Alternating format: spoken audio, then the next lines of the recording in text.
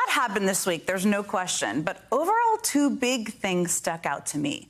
First of all, this week was an extraordinary reminder of just how much legal trouble the former president is in. I mean, it really is something to have everyone on edge, all eyes glued on the courthouse in Washington, D.C., watching what Jack Smith is going to do, waiting for an indictment in the investigation into his attempt to overturn the 2020 election, only to have a new, separate, superseding indictment drop in the investigation into his mishandling of classified documents, all happening within the span of hours.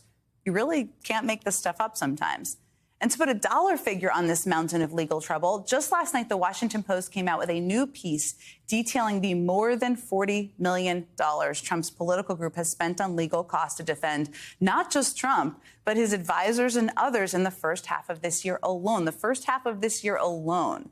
That's $40 million from Trump supporters across the country, footing legal bills for him and his circle. So just to put a very fine-tooth comb on this, $40 million of the $5, $10, and $20 donations from Trump supporters across the country has gone to foot Trump's legal bills and the legal bills of people who helped him. One thing's for sure.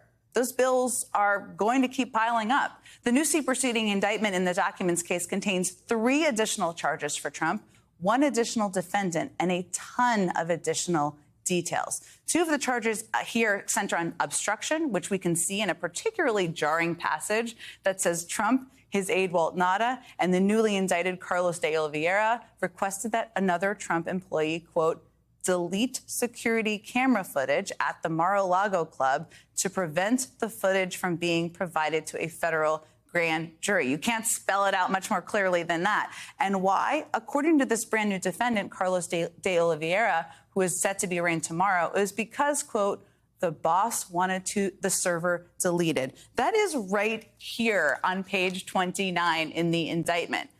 I think we all know who the boss is. That's pretty clear. And giving orders to delete security footage is a totally innocent, not at all criminal thing to do, right? It sounds totally fine.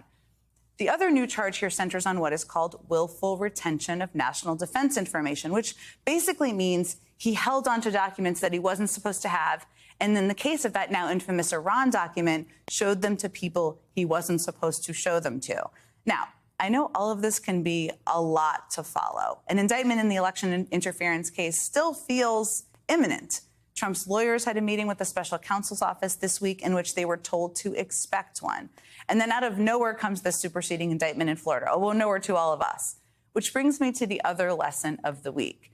Even when it might not feel like it, or we can't necessarily see it, or we don't know the details of what's happening, the justice system is always working. Every time Jack Smith's team makes an announcement, there seems to be a few eye-popping details that no one was tracking beforehand. Some of them sound very mob-like to me. There's also a lot going on behind the scenes. As this week showed, we have no idea how much work the Department of Justice is doing until news breaks. But in the meantime, the work is still very much happening. So however slowly it might seem sometimes, and there are many times it feels slow, the wheels of justice are constantly turning to hold people accountable, and that's important to remember. This week was a big reminder of that.